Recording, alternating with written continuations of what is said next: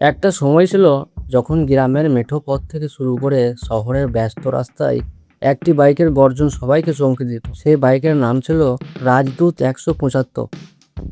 কিন্তু অবাক করার মতো বিষয় হলো, এই ভারতীয় কিংবদন্তির জন্ম আসলে ভারতে নয়। আর কিভাবে একটি জার্মান মোটরসাইকেল হাজার হাজার কিলোমিটার পাড়ি দিয়ে ভারতের মানুষের হৃদয় জয় করেছিল, আর কেনই বা একসময়ের রাস্তা রাজা হয়েও হারিয়ে গেল ইতিহাসের পাতায়। চলুন জেনে নিই রাজদূত 175 অবিশ্বাস্য গল্প। 1960-এর দশকের ভারত। তখন মানুষের জন্য মোটরসাইকেলের অপশন ছিল খুবই কম। রয়্যাল এনফিল্ড ছিল, কিন্তু খুব দামি, যা সাধারণ মানুষের নাগালের মধ্যে ছিল না। ঠিক সেই সময়ে বাজারে আসে নতুন এক বাইক, রাজদূত 175। কিন্তু এই গল্পের শিকড় খুঁজতে হলে আমাদের সবার প্রথমে যেতে হবে জার্মানিতে। 1930-এর দশকে জার্মান কোম্পানি DKW তৈরি করেছিল RT 125 নামের একটি মোটরসাইকেল, যা দ্বিতীয় বিশ্বযুদ্ধের পর সেই ডিজাইনের অধিকার চলে যায় বিভিন্ন দেশে।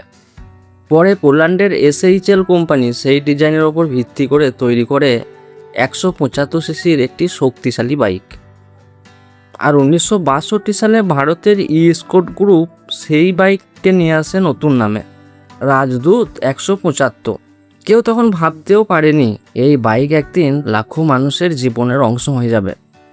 রাজদূতের সবচেয়ে বড় শক্তিশালী ছিল এর সরলতা ইঞ্জিন। না ছিল আধুনিক প্রযুক্তি, না ছিল চকচকে ডিজাইন, কিন্তু ছিল অসাধারণ শক্তি এবং নির্ভরযোগ্যতা।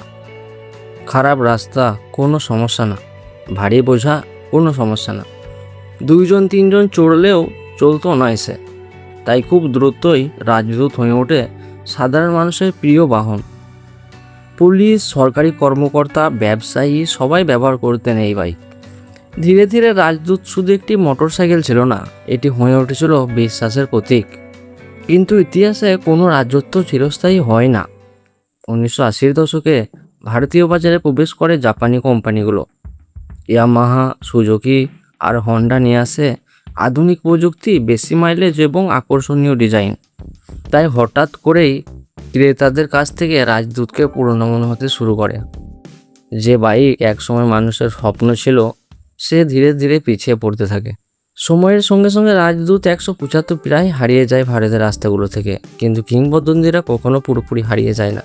আজও যখন কোথাও একটি পুরনো রাজদূত দেখা যায়, তখন মানুষ থেমে তাকায়, কারণ তারা শুধু একটি মোটরসাইকেল দেখে না, তারা দেখে একটি যুগকে, একটি সময়কে, একটি স্মৃতিকে।